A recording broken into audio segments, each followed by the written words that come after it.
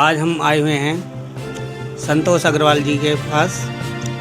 हमारे जो संतोष जी हैं, संतोष अग्रवाल जी सीनियर सिटीजन की एसोसिएशन के अध्यक्ष हैं और राजनगर वैश्य परिवार के मुख्य कार्यकर्ता हैं। तो मैं बताना चाहूँगा कि हमारे जो अग्रवाल जी हैं वो आरएसएस में भी हैं। उन्होंने बहुत कार्य किए हैं। 75 इनकी एज है, तो मैं उनसे बात करना चाहूँगा। हेलो, आपका नाम? संतोष कुमार अग्रवाल। मैं ये कहूँगा कि आपने आरएसएस में काम किया है इतना, तो आज आपके साथ ये दुर्व्यवहार क्यों हो रहा है?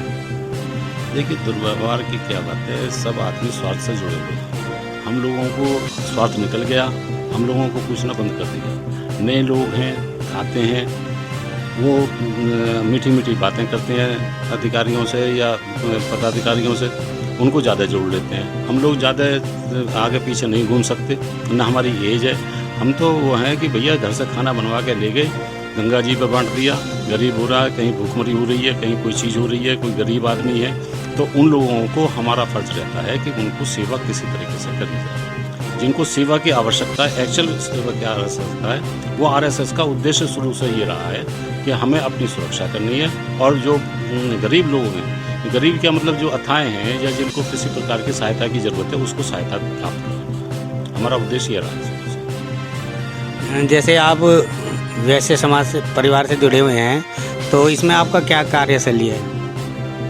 देखिए, वैश्य समाज में पहले क्या था कि पूंजीपतियों को ही वैश्य समाज की धरोहर माना जाता था। आज के तारीख में जो है, जब हम लोग आए हैं सर्विस क्लास से आए हैं, हमने कहा कि भाई सर्विस क्लास में भी वैश्य रहते हैं, छोटे व्यापारी भी वैश्य हैं, निम्न स्तर पर भी वैश्य हैं और उच्च स्तर पर भी वैश्य हैं, व्यापार मंडल में भी वैश्य हैं। तो हम सब लोगों को एक साथ जोड़ने का काम हमें करना चाहिए। सभी लोगों को वैश्यों को इकट्ठा करना चाहिए। हम लोग 25 से 30% तक इंडिया के अंदर जो है हमारी आबादी है, लेकिन हमको अन्य में डाल दिया गया है। क्यों? कि वो गिने चुने जो हमारे कुछ मतलब पूंजीपति हैं, उन्हीं को भी माना जाता है। हम तो सभी लोग साथ हैं, सभी एक बरादरी हैं। ये सबों की शादी एक दूसरे के यहाँ होती है, सभी एक दूसरे के दुख सुख में मिलते हैं। तो अब इस तरीके से अगर सबको जोड़ा जाए तो हम लोगों की आबादी बहुत ज़्यादा है, जिस पर भी जो है सरकार को ध्यान देना चाहिए। जैसे बताया गया है कि संतोष जी ने हमारा इनका कहने का मतलब ये है कि हम जो ना किसी से अलग नहीं है, किसी भी समाज का हो, चाहे वो पंडित है, बनिया है या कोई भी बिरादरी है, हम सबकी हेल्प करते हैं, सभी के बारे में जागरूक हैं और हम हमेशा सेवा का भार रखते हैं, सेवा भार। जैसे कि आपने बताया कि समाज सेवी हैं, इसके अलावा और क्या कार्य करते हैं आप?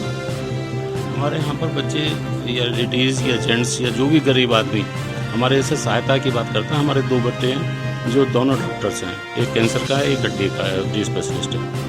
तो और इनके और भी ग्रुप में और भी साथी हैं, तो जिसको भी हम जो है उसको पहुंचा देते हैं, उसकी फ्री में सहायता करी जाती है, फ्री में दवाई दी जाती है। जो सरकारी तो सुविधा उपलब्ध हैं वो तो है ही, लेकिन प्राइवेट सेक्टर में भी हम लोग मेडिकल का कैंप लगाते हैं। कैंप के द्वारा सुविधा कराते हैं, दवाइयाँ देते हैं, ब्लड की जांच कराते हैं। जो भी काम होता है, प्लास्टर चढ़ाने का काम हो, उनकी सेवा हर तरीके से हमारा जो संस्था है वो करती है। जैसे कि कैंप लगाते हैं, किसी बंदे की हड्डी टूट जाती है या ब्लड चेक करना है, कुछ भी है, वो हमारे संतोष जी ने बताया कि हम वो फ्री करते हैं। मैं कपिल चौहान, कैमरामैन मनीष।